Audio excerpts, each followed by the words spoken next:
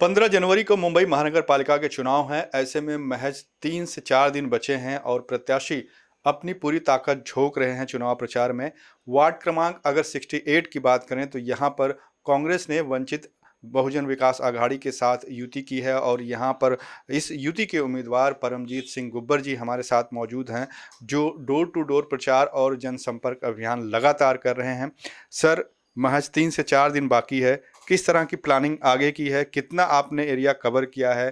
कितने मतदाताओं के बीच में आप गए? ऐसा है साहब, हम बहुत मतदाताओं के बीच हमने फेरी भी की और पदयात्रा की और डोर टू डोर हम भी जा रहे हैं और हमारे कार्यकर्ता भी जा रहे हैं। वंचित आघाड़ी और कांग्रेस के दोनों कार्यकर्ता मिलके मुझे जिताने की पूरी कोशिश पुरजोर लगे हुए हैं और मुझे 101% उम्मीद है कि मैं चुनाव जीत कर आऊँगा। कांग्रेस विकास के मुद्दे पर या मुद्दों पर राजनीति कर रही है। बाकी जो है आरोप यह है कि बीजेपी धर्म और दूसरे मुद्दों को लाकर जो है लोगों को भटकाने की कोशिश कर रही है। ऐसे में कांग्रेस और वंचित बहुजन विकास आघाड़ी की युति का जो कदम है या जो मुद्दे हैं वो किस तरीके से मतदाताओं के बीच में पहुंचाने की कोशिश कर? देखिए, ऐसा है कि बीजेपी का काम ही ये है कि उन्होंने मतदाताओं को सिर्फ लुभावने आश्वासन देने हैं और उसी के ऊपर वो चल रही है और उनका काम ही ये है।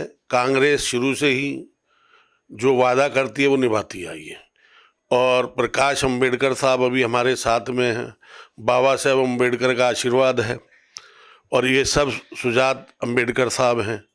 इन सब का आशीर्वाद, साथ में सोनिया गांधी जी, राहुल गांधी जी, प्रियंका गांधी जी, खड़गे साहब और हमारे यहाँ के जो 4-5 बार के नगर एमएलए साहब हैं, बलदेव खोसा जी और पहले गुरदास कामत जी, सुनील दत्त जी, इन सब के आशीर्वाद से पहले यहाँ बहुत अच्छा काम हुआ है। जब से यहाँ पे ये जो बीजेपी के नगर सेवक चुन के आए हैं, कोई काम 10 साल से इन्होंने नहीं किया है। सिर्फ वादे और जातिवाद के अलावा इन्होंने कुछ नहीं किया है। और आप मेयर से छोड़िए, मैं तो एक उम्मीदवार इन्होंने खड़ा किया है, जनता ने खड़ा किया है मुझे। और सबसे बड़ी बात क्या है कि इन्होंने जो वायदे किए वो इनको सिर्फ यही है कि बिल्डिंग की वोट मिल जावे और इन्होंने जातिवाद के ऊपर इलेक्शन लड़ रहे हैं।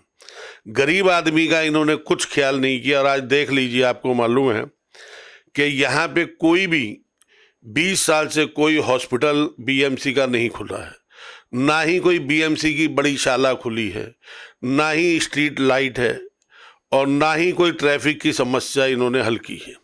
ये आपको भी मालूम है और जनता भी सब देख रही है। अगर ये कुछ है तो अभी जो मुझे जनता ने खड़ा किया है, उम्मीदवार बनाया है और मेरे पे ऊपर पूरा विश्वास किया है और मैं चाहता हूँ इनके विश्वास के ऊपर मैं खड़ा उतरूँ और सबके कार्य करूँ। पानी, बिजली, सड़क तो हर कोई बात कर रहा है इस मुद्दे की। इसके अलावा जैसा आपने कहा कि बीएमसी स्कूलों की हालत ठीक नहीं है या फिर सीबीएसई स्तर पर स्कूल नहीं बने हैं या फिर हॉस्पिटल की बात करी है, तो इसके अलावा और क्या कुछ दिमाग में है? जैसे पूरा एरिया, कुछ एरिया मैंग्रोव्स के भी सटा हुआ है, उसका भी मुद्दा लगातार उठता है। और पॉल्यूशन शहर की सबसे बड़ी समस्या है कि दूषित हवा में लोग मुंबई जैसे शहर में रह रहे हैं। देखिए जी, ऐसा है, मैंग्रोव की बात ऐसी है कि अंबेडकर नगर के बाजू में बहुत से मैंग्रोव हमारे आमदार जी ने जो थे यहाँ के, उन्होंने कटवा दिए और स्कूल बनवा दिया। कोई कार्रवाई नहीं की, ना पुलिस ने कार्रवाई की, ना वन विभाग ने की। ऊपर से उन्होंने रोड और बनवा दी। यहाँ का मंदिर भी वहाँ पे तोड़वा दिया गया। किसी की सुनवाई होती नहीं है क्योंकि बीजेपी की सरकार है और हम किसी के ऊपर ब्लेम कर नहीं सकते।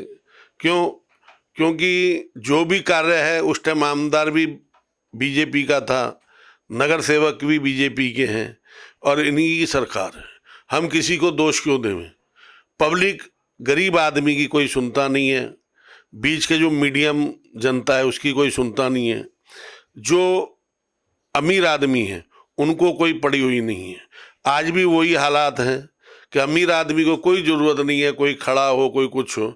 सबसे बड़ी आज हॉस्पिटल की इसलिए ज़रूरत है कि अगर आप ऊपर हॉस्पिटल में जाएंगे तो वहाँ पे भी बिना सोर्स के आपका ना एडमिट होंगे।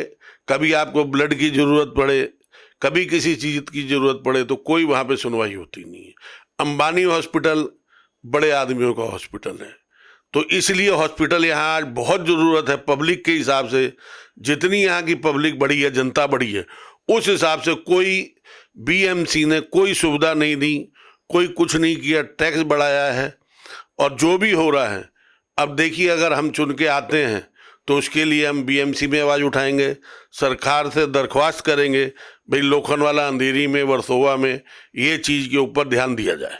सबसे पहले कुछ दिमाग में है कि अगर जीतने के बाद सबसे पहला काम जनता के लिए आप ये करेंगे? सबसे पहले काम मैं जनता के लिए करूँगा कि एक तो हॉस्पिटल, दूसरा बीएमसी स्कूल और बीएमसी हॉस्पिटल, ट्रैफिक की समस्या, और जो ये अपना मलेरिया, बीएमसी की ट्रैफिक, बिल्कुल रोडें खड़ी, गाड़ियाँ पुरानी खड़ी रहती हैं, बीएमसी उठाती नहीं।